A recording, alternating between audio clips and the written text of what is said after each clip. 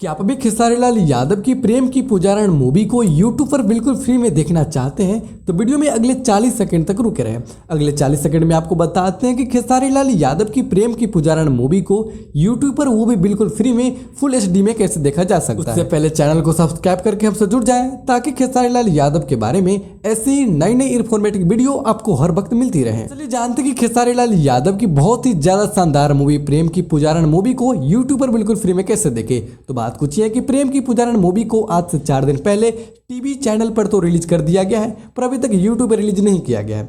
अगर हम लोगों को प्रेम की पुजारण मूवी को यूट्यूब पर बिल्कुल फ्री में देखना है तो कुछ दिन का इंतजार करना पड़ेगा, क्योंकि अगर टीवी पे इस मूवी को रिलीज कर दिया गया है तो उम्मीद है कि लगभग 10 से 15 दिनों में इस मूवी को यूट्यूब पर भी रिलीज कर ही दिया जाएगा।